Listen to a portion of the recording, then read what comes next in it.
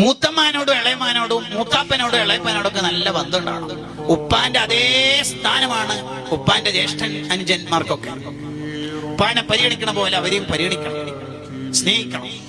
മൂത്താപ്പ എന്തിനാണ് നമ്മളെ കല്യാണ വിഷയത്തിലൊക്കെ ഇടപെടുന്നത്? അയാള് ഫണ്ടൊന്നും തരുന്നില്ലല്ലോ, ഭയങ്കര അഭിപ്രായമാണല്ലോ ഉപരിക്ക്. ഇങ്ങനെയൊന്നും നമുക്ക് ഉണ്ടാവരുത്. നിന്റെ പിന്നെ കയ്യിലെ കൊണ്ടുകൊണ്ട് എന്ത് കാര്യം ഉണ്ടാവാനാ? കുടുംബ ബന്ധം മുറിച്ചവന്റെ ദുആ അല്ലാഹു സ്വീകരിക്കൂല. അത് ബറാത്തിലാവല്ല, ലൈലത്തുൽ ഖദറല്ല, ഏത് നല്ല കാലത്താണെങ്കിലും ഇന്നല്ലാഹ ലാ യർഹമു ഖൗമൻ ഫീഹിം ഖാതിഉർ റഹീം. കുടുംബ ബന്ധം മുറിച്ചവന്റെ ദുആ അല്ലാഹു സ്വീകരിക്കുന്നതല്ല. അവൻ ഒരു സദസ്സിലുണ്ടെങ്കിൽ ആ സദസ്സിന്റെ തന്നെ ദുആ സ്വീകരിക്കൂല. നിങ്ങൾ ആലോചിച്ച് നോക്കിയേ, എത്ര പ്രശ്നമായ. ഏത് ലൈലത്തുൽ ഖദറായാലും അവന്റെ ദുആ അല്ലാഹു സ്വീകരിക്കൂല. മക്കൾക്ക് കുടുംബ ബന്ധം നന്നായിട്ട് പഠിപ്പിച്ചു കൊടുക്കണം. ഉമ്മ പഠിപ്പിച്ചു കൊടുക്കണം, ഉമ്മയെ പഠിപ്പിച്ചു കൊടുക്കേണ്ടതൊക്കെ. നീ എവിടെ പോകുന്നടാ? കല്യാണം കഴിഞ്ഞിട്ട് എവിടെ പോകുന്നത്? എടെ മൂത്തമ്മാന്റെ അടുത്താ? ആ, പോകലെല്ലാം പോയിക്കോ. കുറെ സാധനം ഒന്നും അടുത്തേക്ക് ആവശ്യമൊന്നുമില്ല, ജസ്റ്റ് എന്തെങ്കിലും വാങ്ങിയാൽ മതി എന്നല്ല പറയേണ്ടത്. മൂത്തമ്മ എന്ന് പറഞ്ഞാൽ ആരാധന നിനക്ക്? ഉമ്മ പണ്ട് കാലത്ത് 2 കൊല്ലം അസുഖത്തിൽ കിടന്ന മരണത്തോട് മല്ലിട്ടൊരു രോഗിക്കറിയില്ലേ?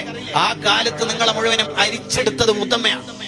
ആ മൂത്തമ്മക്ക് ഇപ്പൊ പ്രായമായി, നമ്മളെ ഉമ്മാമ്മന്റെ സ്ഥാനത്താണ്. നീ നന്നായിട്ട് പരിഗണിക്കണം.